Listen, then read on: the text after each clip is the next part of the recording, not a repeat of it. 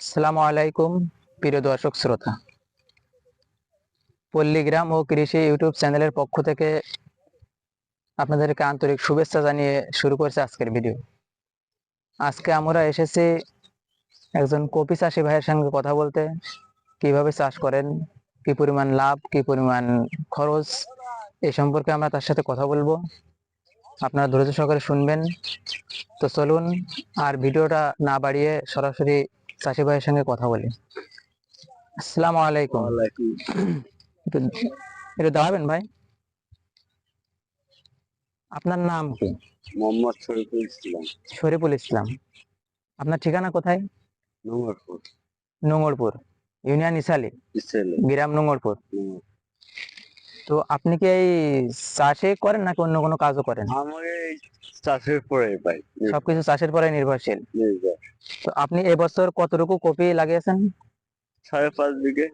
5.5 বিঘে কপি লাগিয়েছেন এবছর। তো এই 5.5 বিঘে কপি লাগাতে এই পর্যন্ত আপনার কত পরিমাণ খরচ হয়েছে? বিঘা প্রতি 50-60 হাজার টাকা খরচ আছে। 1 বিঘা প্রতি 50,000 টাকা খরচ। খরচ আছে। তো এই এক Total মানে টোটাল 5 বিঘা জমিতে আপনার কতগুলো চারা লাগানো হয়েছে? বিঘায় আছে 7,000। এক বিঘাতে 7,000 চারা, তার মানে 5 বিঘাতে 5 × 7 = 35,000 চারা আপনি লাগিয়েছেন। 35-36 হাজার। 35-36 হাজার, ওই মানে 37-38 এরকম পাশাপাশি আর কি। তো এই কপিতে আপনার মানে এখন কি করতেছেন এই ভুঁইতে? এখন এই পাঞ্চি দিয়ে দিচ্ছে, যে ড্রেন টানে দিলে এই মাটিটা এখন এই ভুঁইতে মেলায় দিচ্ছে। পাংশি দিচ্ছেন। এই পাংশি দেওয়ার কারণ কি? পাঞ্চে যে কয়েকটা গাছ আছে, এই যে ড্রেন টানে এই মাটিটা জলদি মাটিটা সমান হয়ে গেল, পানি পানি ও যাতে আপনার ভুঁইতে পানিটা সম পরিমাণে পায় সব জায়গায়, এই জন্য পাংশিটা দেওয়া, আর ঘাসগুলো নিড়াই দিচ্ছেন। তো এই 1 বিঘা জমিতে আপনার কি পরিমাণ সার প্রয়োগ করেন? তার বিঘা প্রতি ফসফেট লাগে 20 কেজি। এক বিঘা জমিতে ফসফেট 20 কেজি। 20 কেজি। আর কি সার প্রয়োগ করেন? আবার ইউরিয়া ধরো 1-1.5 বস্তা লাগে। Urea 1-1.5 Total। বস্তা। টোটাল মানে 1 বিঘা জমিতে 1 বস্তা বা 1.5 বস্তা ইউরিয়া সার লাগে। জি। আর কোনো সার কি দেন? পটাশ বিঘা প্রতি 15 কেজি দিই। পটাশ বিঘা প্রতি 15 কেজি। আর কেউ সার? ওই 10টা মস্তা দেই, কেউ 10টা দেয়, কেউ 6 দেয়, আচ্ছা এইভাবে। আচ্ছা। মানে এক একজন পালন পদ্ধতি, চাষ পদ্ধতি এক এক রকম আর কি। গাছ বুঝে গাছ বুঝে আপনারা ওষুধ মাটি বা দিই। সার প্রয়োগ করেন। ওষুধ। তো বছর শেষে এই 5 বিঘা জমির কফি আপনি আনুমানিক কত টাকা বিক্রি করতে পারবেন? আশা করা যায় এই বছর যে দাম, যে আমি ভাব দেখতেছি, ঢাকায় শুনলাম 60টা 50টা, এভারেজ 1 লাখ টাকা বিঘে ধরা যায়। এভারেজে আপনার 1 লাখ টাকা বিঘা ধরা যায়। ধরা যায়। আর দাম কম বেশির ক্ষেত্রে আপনার ওই বাজারটা কম বেশি হতে পারে। হুম। তো এই চাষ করে আপনি কত বছর এই চাষ করতেছেন? এই আমি ওই ধরেই তো চাষবাস করতেছি। আপনি হয়ে ধরে তার মানে ধরা যায় 20 বছর 25 বছর হ্যাঁ, এই পরিমাণ আপনি 25-26 বছর এই এই সময় পর্যন্ত আপনি চাষ করতেছেন। চাষ করতেছি। তো এই চাষ করে আপনার লাভ ক্ষতি কি আপনি বুঝতে পারতেছেন? লাভও আছে। গত বছরে যে কপির রস খাইছি।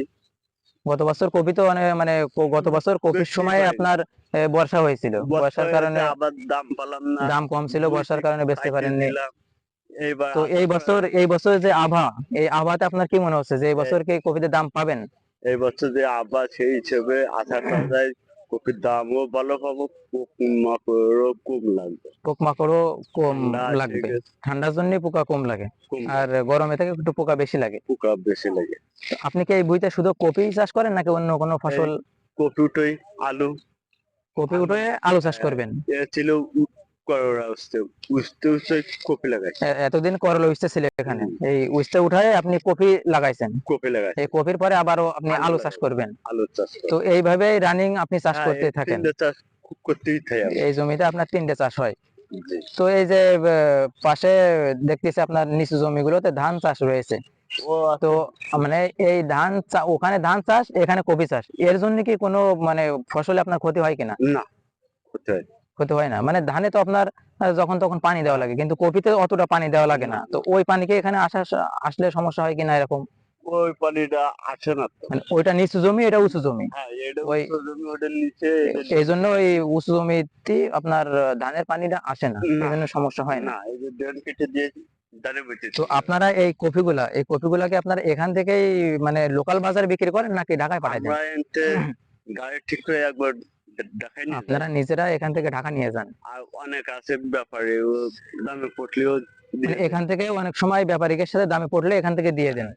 তো আপনার এখান থেকে দেওয়াটা বেশি লাভজনক হয় নাকি ঢাকাতে নিয়ে যাই বেচতে পারলে বেশি লাভজনক হয়? মানে এই জায়গায় দিতে গেলে ব্যাপারে 1,30,000 সাপোজ বেচলাম, দেবে 20,000 কাটিয়ে কুটিয়ে দিয়ে এবার শেষে আত্মায় ধরবে বা 30,000 কি 40,000 কম নেও অনেকে মানে এখানে বেচলে ব্যাপারীরা টাকা নিয়ে একটু গড়িমসি করে যে হ্যাঁ। ভাই এটা কম নেন, আমাদের লস হয়ে যাচ্ছে, এইভাবে। হ্যাঁ। আর ঢাকাতে যদি যে আপনি বিক্রি করেন তাহলে তার এরকম কোনো কথাবার্তা হবে না, ওনারা যে দামে নেবে নগদ টাকায় আপনাদের দিয়ে দেবে। এক কথা আমার সব পচা কয়ে বিলেনি সব পচা জি জি জি দেয়নি, জি 1 টাকাও কম হবে না। জি জি মানে আপনারা হ্যাঁ। বলেন যে ভাই আমাদের মাল এই টাকা হলে আমরা বেচবো, হ্যাঁ।